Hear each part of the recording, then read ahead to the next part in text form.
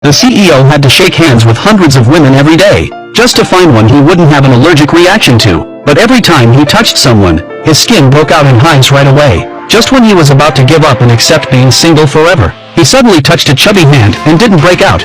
Excited, he accidentally squeezed a little too hard, and a 200-pound woman tumbled out from behind the screen. The CEO never expected that the only woman he wasn't allergic to would turn out to be a plus-sized lady. His mom was overjoyed and immediately pushed him to have a baby with her, so their family's trillion-dollar fortune could have an heir. But the CEO couldn't bring himself to be interested in her. What no one knew was that the fat girl used to be a slim model. She gained all that weight just to save her sick child. And she was the woman the CEO had been searching for over 6 years. 6 years ago, he met a mysterious woman, and all he remembered was how beautiful her eyes were. When he woke up, she was gone, leaving behind a jade pendant by the bed. He thought she'd come find him with it, but 6 years passed and even with all his resources, he couldn't track her down. His mother guessed the woman might have changed her face, or maybe she wasn't even alive anymore. But the truth was, she hadn't disappeared. She just deliberately gained 200 pounds.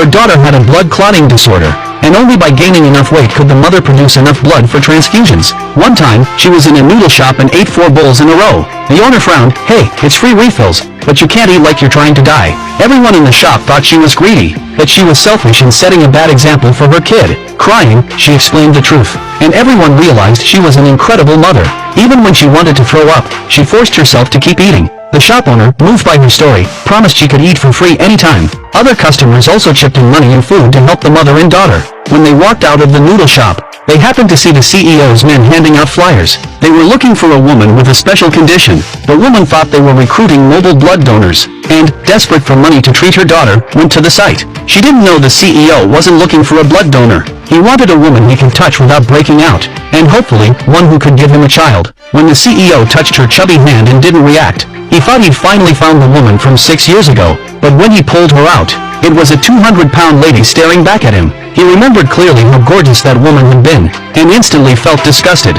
His mom didn't care, fat and thin didn't matter. As long as she could give the family an heir, she was good enough. After signing the contract, the two were sent to the bridal suite. The woman still thought she was just there for a blood draw. Anxious to get the money from her daughter's treatment, she urged, "Hurry up, let's get this done in a minute." The CEO had never felt so insulted in his life. He didn't even want to go through with it, but his mother had anticipated that and secretly drugged his drink. Now his body was burning up, and when he looked into her familiar eyes, he hesitated. But the woman thought he was a vampire, and slapped him right across the face. That slap sobered him up instantly. Furious, he showed her the contract, and that's when she realized she'd signed a marriage agreement that required her to have his child. The CEO's mother asked if she was still willing to go through with it. Thinking of her sick daughter, the woman said tearfully, "As long as you save my little girl, I'll do anything." To her surprise, the CEO's mom wasn't angry. She was thrilled that the woman already had a child, thinking it meant she was fertile. She immediately had the child brought to the mansion, and hired the best doctors to treat her, so the woman could focus on preparing for pregnancy.